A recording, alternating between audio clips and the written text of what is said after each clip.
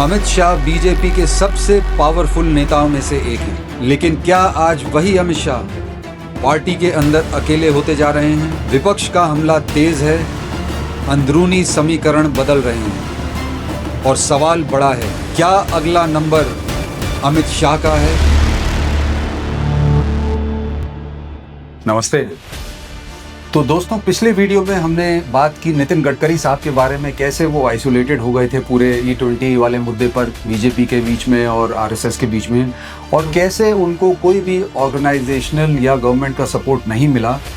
उनको E20 के मुद्दे पर बैक करने के लिए। आज हम बात करेंगे देश के सबसे प्रोमिनेंट और बाहुबली नेता के बारे में, मोदी जी के बाद जिनका नंबर आता है, जिनको देश का चाणक्य भी कहा जाता है, अमित शाह साहब के बारे में, कि कैसे वो आज की डेट में नितिन गडकरी जी की तरह आइसोलेटेड हो गए हैं, अकेले हो गए हैं, और कोई भी बीजेपी हो या आरएसएस हो या कोई भी बड़ा मंत्री हो, वो उनको डिफेंड करने के लिए नहीं आ रहा है। ये जो पूरा बीजेपी का प्रोटेस्ट हुआ है, जिस तरह से बच्चों को घसीट घसीट के मारा गया है और जिस तरह से ये आंदोलन हुआ उसमें, और किस तरीके से ये देखा जा रहा है कि वो पार्लियामेंट में तो आ रहे हैं मगर सदन में नहीं आ रहे हैं अपनी जवाबदेही तय करने के लिए, और लोग कह रहे हैं कि वो छुपे छुपे डरे डरे कहीं घूमते पाए जा रहे हैं। इसी के ऊपर चर्चा करेंगे कि क्या अमित शाह साहब दूसरा विकेट होंगे जो गिरेगा बीजेपी से, और क्या वो वाकई में बीजेपी में आइसोलेटेड हो गए हैं, अकेले हो गए हैं, उनका कोई साथ नहीं दे रहा। नरेंद्र मोदी जी, प्रधानमंत्री जी तक उनके समर्थन में अब तक कोई बयान नहीं दे पाए हैं। तो नितिन गडकरी जी को टारगेट करने के बाद और जितने भी challengers to the chair, to prime minister की कुर्सी को जो भी चैलेंजर्स थे, उनको किनारे करने के बाद योगी जी को छोड़ करके वो अपने अलग ही समीकरण में चल रहे हैं। योगी जी उनको चैलेंज नहीं कर पाए अभी तक कोई। इन सब को हटाने के बाद अमित शाह साहब AKA देश के चाणक्य सडनली अकेले पाए जा रहे हैं। ये कहना गलत नहीं होगा कि चाणक्य साहब अपने पॉलिटिकल करियर के सबसे कठिन दौर में से गुजर रहे हैं, ये सबको मानना पड़ेगा। जिस तरीके से अमित शाह साहब को अकेले छोड़ दिया गया है, और बीजेपी का कोई भी कार्यकर्ता तो छोड़िए, कोई भी वरिष्ठ से वरिष्ठतम मंत्री या आरएसएस का कोई भी वरिष्ठ या आरएसएस का कोई भी वरिष्ठ पदाधिकारी जिस तरह से अमित शाह साहब के समर्थन में कोई भी नहीं आया, ये अपने आप में एक अजूबा है, ये अपने आप में एक अचंबा है। जिस तरीके से दिल्ली पुलिस ने एक्शन किया निहत्थे स्टूडेंट्स के ऊपर, जिस तरीके से उनको घसीट घसीट करके मारा, उनको करंट दिया गया, और जाने क्या क्या आपने सब देखा हुआ। स्पेशली जो अब मुद्दा सामने आ रहा है, पेलेट गन्स का इस्तेमाल जिस तरीके से किया गया, उसमें कहीं ना कहीं अमित शाह साहब को टारगेट किया जा रहा है, और टारगेट करना भी चाहिए भाई, बात बिल्कुल सही है। दिल्ली पुलिस अपने विवेक पे, अपनी क्षमताओं पे सिर्फ ये डिसीजन नहीं ले सकती थी कि पेलेट गन्स फायर किए जाए प्रोटेस्टिंग स्टूडेंट्स के ऊपर। कहीं ना कहीं इसमें अमित शाह साहब का योगदान था, उनका मार्गदर्शन, दिशा निर्देश अवश्य था। कहना यह भी गलत नहीं होगा कि बीजेपी का कोई भी सीनियर मंत्री इस समय अमित शाह साहब के फेवर में शायद इसलिए नहीं बोलना चाह रहा हो क्योंकि वो अपना पॉलिटिकल करियर इस मुद्दे के पीछे खराब नहीं करना चाह रहा होगा। सब लोग देख रहे हैं और ये महसूस कर रहे हैं कि ये इतना स्ट्रॉन्ग प्रोटेस्ट बनता जा रहा है स्टूडेंट्स के सामने, जिस तरीके से सरकार को घुटने टेकने पड़े। वही सरकार जो कहती थी कि भाई इस सरकार में मंत्रियों के इस्तीफे नहीं होते, जिस तरीके से इसको सरकार को घुटनों पर ला करके खड़ा कर दिया हमारे स्टूडेंट्स ने, जेनजी ने, जिसको लोग आवारा तक कहते थे, जिनको कहते थे आलसी हैं, जो लैपटॉप मोबाइल पे लगे रहते हैं, इनके ना सोने का टाइम है ना जगने का टाइम है। इन्होंने कैसे खड़े होके एक इनोवेटिव तरीके से किस तरह सरकार को घुटनों पर ला दिया। इनके खिलाफ बोलने का साहस किसी भी मंत्री में, किसी भी पदाधिकारी में नहीं है इस समय, और इसीलिए शायद ये लोग इस मुद्दे पर जो भी कार्रवाई दिल्ली पुलिस ने की, इस मुद्दे पर अमित शाह साहब के समर्थन में नहीं बोल पा रहे हो, नहीं आ पा रहे हो। और जिस तरीके से अमित शाह साहब पार्लियामेंट तो आ रहे हैं मगर सदन में नहीं आ रहे हैं, कई दिन हो गए हैं जहां हमने देखा है कि जो है वो पार्लियामेंट आ रहे हैं, दिखे भी हैं, मगर सदन में नहीं आ रहे हैं, ये अप्रत्याशित है। और इस तरह की असहजता, इस तरह का डर अगर कहना गलत ना हो तो ये अमित शाह साहब में कभी नहीं देखा गया। और जिस तरीके से ऑपोजिशन राहुल गांधी की छतरी के नीचे एकजुट हो गया है और स्टूडेंट्स को सामने ला करके इस प्रोटेस्ट में जिन भी स्टूडेंट्स के साथ जो जिस भी तरह की बर्बरता हुई है उनको सामने ला करके बयान दिला रहा है, इस पूरे प्रकरण ने अमित शाह साहब को स्पीचलेस कर दिया है, असमर्थ और असहज कर दिया है। देखिए, ये भी कहना गलत नहीं होगा कि बीजेपी में एक इंटरनल रिफ्ट चल रही है काफ़ी समय से, और शायद यही उस बात का नतीजा है कि इस रिफ्ट का ही नतीजा है कि कोई इस समय अमित शाह साहब और नरेंद्र मोदी साहब के बचाव में नहीं आ रहा है। और ये इंटरनल रिफ्ट अभी एकदम से शुरुआत नहीं हुई इसकी, ये कई सालों से लोग देख रहे हैं और असहज महसूस कर रहे हैं, घुटन महसूस कर रहे हैं बीजेपी के अंदर रहते हुए। जो लोग इस बारे में जानकारी रखते हैं उनको जानकारी है इस बारे में, अंधभक्तों तक ये बातें नहीं पहुँच पाती हैं संभवतः। तो जिस तरह से पोलराइजेशन ऑफ पावर हो गया है, जिस तरीके से हर डिसीजन, हर चीज़, हर संस्था जो है इन्हीं दो लोगों नरेंद्र मोदी और अमित शाह साहब तक सीमित रह गई है, इनके चारों ओर इर्द गिर्द बंद कर रह गई है। इससे बीजेपी के लोग, सीनियर मिनिस्टर, सीनियर लोग जो इतने सालों से कार्य करते चले आए, कहीं ना कहीं असहज थे, कहीं ना कहीं इस चीज़ को ठीक नहीं पा रहे थे। यहाँ तक कि कैबिनेट मिनिस्टर्स भी ऐसा सुनने में आया है कि जो है वो खुश नहीं है प्रधानमंत्री जी से और अमित शाह साहब से, उनके कार्य करने के रवैये से, क्योंकि कैबिनेट की मीटिंग्स जो भी कोई होती हैं और अंदर खाने में ये लोगों को पता है कि कैबिनेट की मीटिंग सिर्फ एक फार्स है, एक दिखावा है। डिसीजंस पहले ही लिए जा चुके होते हैं। अमित शाह साहब और मोदी साहब ने मिल करके कहीं ना कहीं अपने जो इनके सिपहसालार हैं और क्लोज लोग हैं उनके साथ मिल करके डिसीजंस पहले ही ले लिए गए होते हैं। कैबिनेट मीटिंग सिर्फ एक दिखावा है जिसमें उन डिसीजंस के ऊपर स्टैंप लगा दिया जाता है लोगों को ये दिखाने के लिए कि देखो ये फैसला कैबिनेट का था, सबने मिल करके ये फैसला लिया है, देश हित में फैसला लिया है। मगर ये बात सच है कि इन लोगों का, इन कैबिनेट मिनिस्टर्स का इन पूरे महत्वपूर्ण निर्णयों में जो अभी हाल फिलहाल में हुए हैं कोई शायद योगदान ही ना रहा हो। कैबिनेट मिनिस्टर्स का यदि योगदान कहा जाए तो सिर्फ ये कि वो वहाँ आए, फोटो ऑप्स में बैठे, उनकी फोटो खींच जाए प्रधानमंत्री और गृह मंत्री के साथ और ये दिखाया जाए देश को कि देखो सब लोग मिल करके बैठे हैं, सबने मिल करके निर्णय लिया है। और मीटिंग के बाद उनका योगदान एक कदम और आगे बढ़ने का उनको हुक्म दे दिया जाता था कि भाई अब आप बाहर जाइए और इस चीज़ को फैलाइए लोगों में, इस चीज़ के ऊपर बात करिए और बताइए कि कितना अच्छा नेशनल इंटरेस्ट में ये डिसीजन लिया गया है। देखिए, नरेंद्र मोदी साहब और अमित शाह साहब का इस पूरे प्रकरण में, इस पूरे प्रोटेस्ट में और जो अब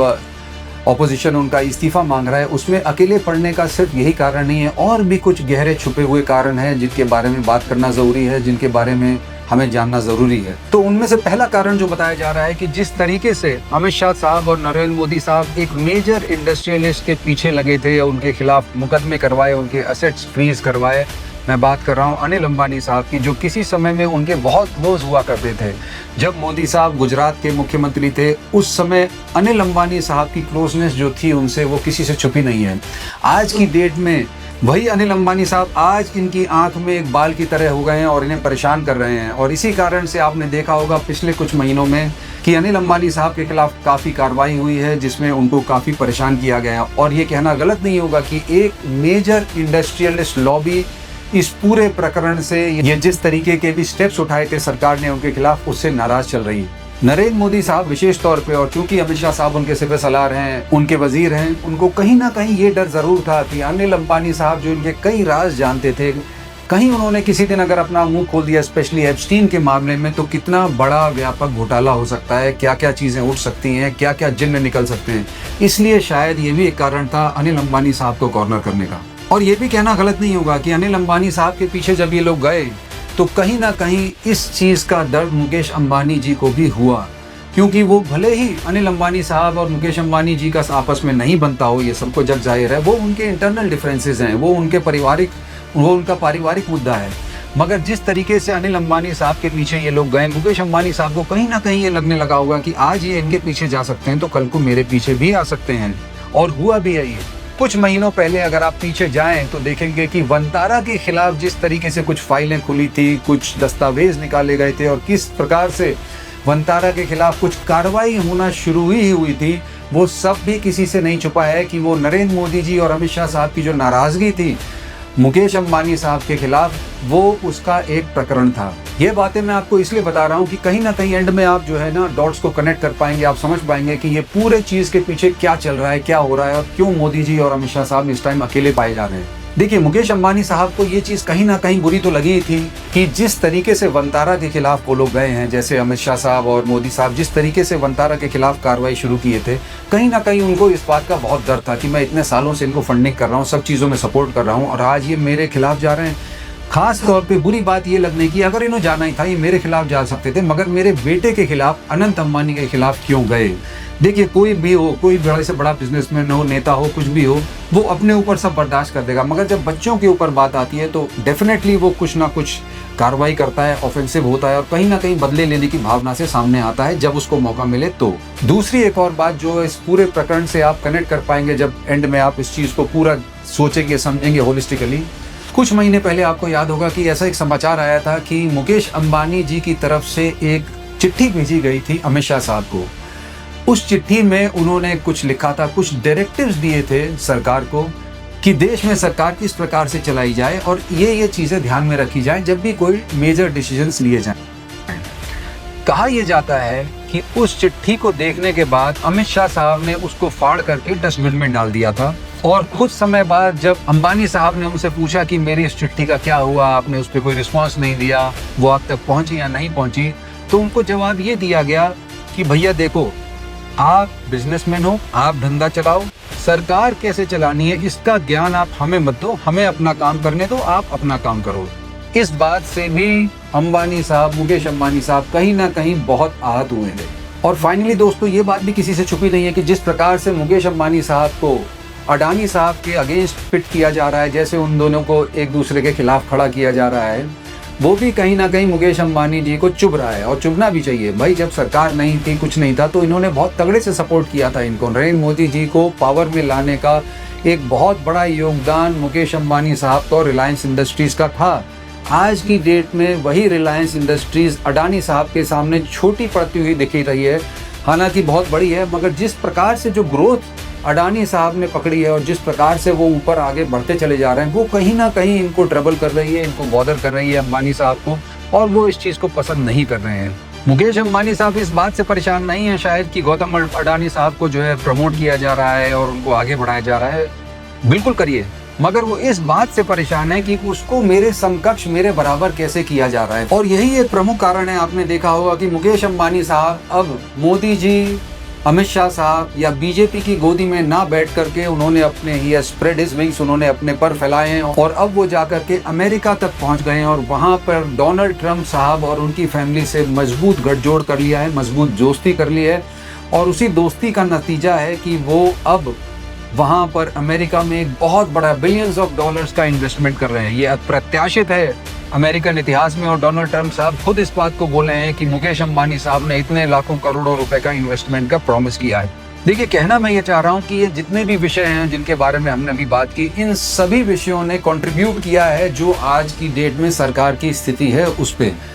इन सभी विषयों ने मिल करके ये स्थिति बनाई है कि अमित शाह साहब और नरेंद्र मोदी साहब एक मेजर इंपॉर्टेंट मुद्दे पर अकेले पाए जा रहे हैं। ये ऐसा मुद्दा है जिसमें कोई उनका साथ नहीं दे रहा है। स्टूडेंट प्रोटेस्ट पर कोई उनका साथ नहीं दे रहा है, उनको अकेले अपने आप को डिफेंड करना पड़ रहा है। और ये इतने सालों से चली आ रही, 12 सालों से जो इन्होंने पोलराइजेशन किया है हर चीज़ का, हर डिसीजन मेकिंग का, और जिस तरह का भी इन्होंने काम किया है बीजेपी के अंदर भी जो नाराज़गी है, ये उसी का नतीजा है। जिस तरीके से इन्होंने इंडस्ट्रियलिस्ट को भी अब कॉर्नर करना शुरू किया है, ये उसका नतीजा है कि आज वो अकेले पड़ते दिखाई दे रहे हैं। एक और महत्वपूर्ण कारण जो मैं आपको बताना चाहता हूँ, और फिर आप डॉट्स को जो है जोड़ पाएंगे आई एम श्योर, वो है जो मैंने अपने पिछले वीडियो में भी कहा, 113 साल पुराने दिल्ली जिमखाना क्लब को खाली कराने की कवायद जो इन्होंने शुरू की अमित शाह साहब ने और मोदी साहब ने। देखिए, दिल्ली जिमखाना क्लब कोई आम क्लब नहीं है देश का, वहाँ वरिष्ठतम से वरिष्ठतम लोग आते हैं, पुराने रिटायर्ड सीनियर जो हैं, सुप्रीम कोर्ट जजेस, सुप्रीम कोर्ट लॉयर्स और बड़े बड़े उद्योगपति और बड़े बड़े पैसे वाले वहाँ पे जो है उसके मेंबर्स हैं। उन लोगों को ये बात बिल्कुल खटक रही है कि हमें क्यों टारगेट किया जा रहा है, इस दिल्ली जिमखाना क्लब को क्यों हटाया जा रहा है। उसके बहुत सारे कारण हैं जिस पे कभी और बात करेंगे, विस्तार से चर्चा करेंगे, परंतु इन सब लोगों को ये बात अवश्य खटक रही है कि ये चाहे जो हो जाए, हमें लड़ाई कहीं तक भी ले जानी पड़े, हम दिल्ली जिमखाना क्लब को यहाँ से नहीं हटाने देंगे। और वाकई में सरकार के लिए भी ये बहुत मुश्किल होगा कि दिल्ली जिमखाना क्लब को वहाँ से हटा पाए। कहना का मतलब ये है कि ये जो पूरा सपोर्ट है इस पूरे प्रोटेस्ट को, इस पूरे आंदोलन को, इंडस्ट्रियलिस्ट का सपोर्ट, इंटरनल सपोर्ट और दिल्ली जिमखाना क्लब के